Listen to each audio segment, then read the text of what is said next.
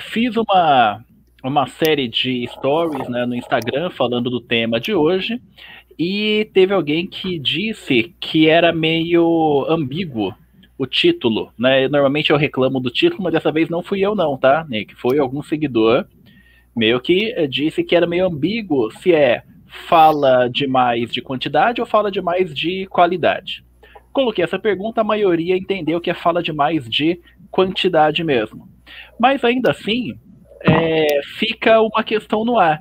Em que momento a gente considera que a pessoa está falando demais? É porque ela gastou muito tempo e não transmitiu ideias? Ou é uma coisa mais absoluta? Se a pessoa fala metade do dia, ela está falando demais? Ou algumas pessoas, falar 1 minuto já é falar demais? Entendeu? O que exatamente nós estamos discutindo aqui? E já vou deixar a minha visão. Tem 3 dimensões da linguagem poética: a melopeia, fanopeia, logopeia. A melopeia, que eu ia dizer. Né? Falou, já vem na cabeça. Pô, tirou daqui. Melopeia é basicamente a palavra que tem a função de preencher o espaço, que é o que acontece muito quando a gente está no elevador, que é o que acontece muito nas músicas do Djavan. Um dererê, papo com dedo, para preencher o espaço.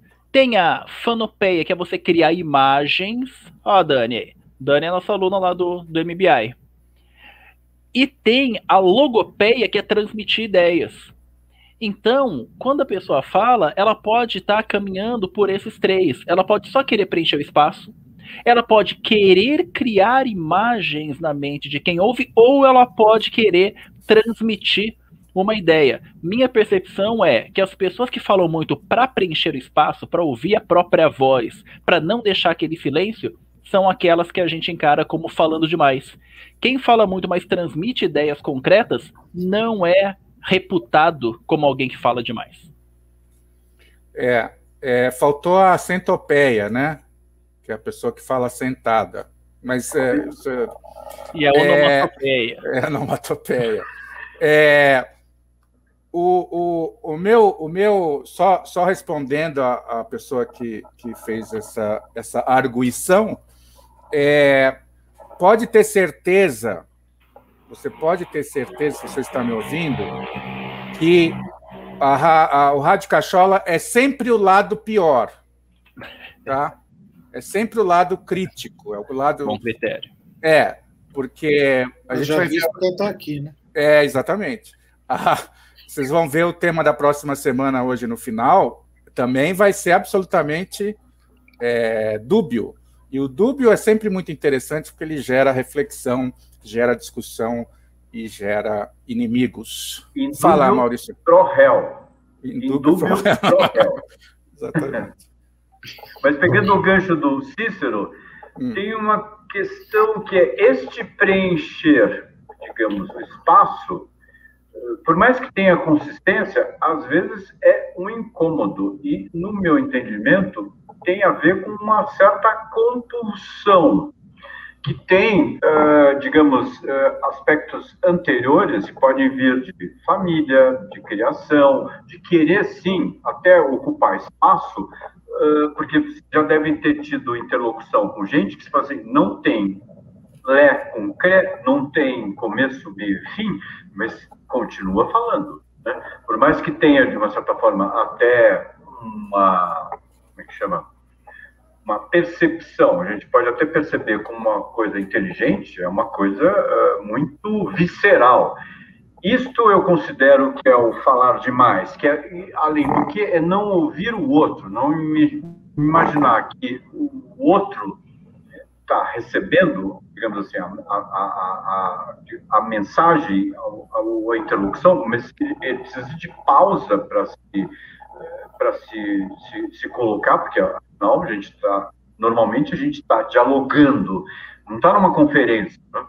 Isso que eu acho mais grave, além do que já me aconteceu mais de uma vez de ficar incomodado com gente que fala, achando que, não vou antecipar, não vou dar spoiler para o próximo assunto, mas de qualquer forma acha que domina o que está falando de uma forma, digamos, exemplar, quando, na verdade, é um excesso, eu acho.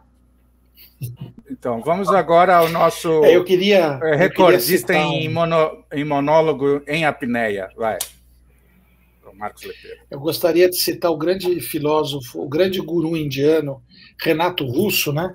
Quando ele fala demais por não ter nada a dizer, né?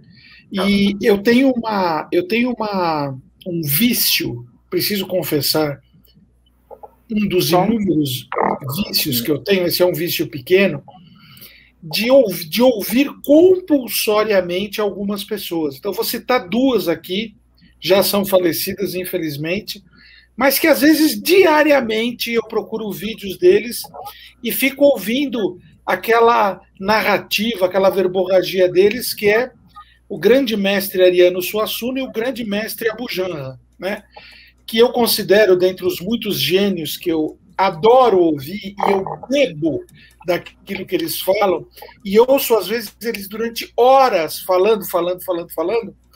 Então, é assim, como diria o Renato Russo, como eu citei, né, fala demais por não ter nada a dizer. Quando você ouve uma pessoa durante horas, mas que ela está te nutrindo com aquilo que ela está falando, aquilo vai fazendo a gente crescer, como uma planta, né, como uma flor. Agora, quando é como diria o nosso amigo Cícero, quando é um jumento que está do outro lado, né, a pessoa abre a boca por alguns segundos e a gente já começa a se arrepiar, porque a gente chega à conclusão de que não vai haver troca. E esse é o principal ponto para mim.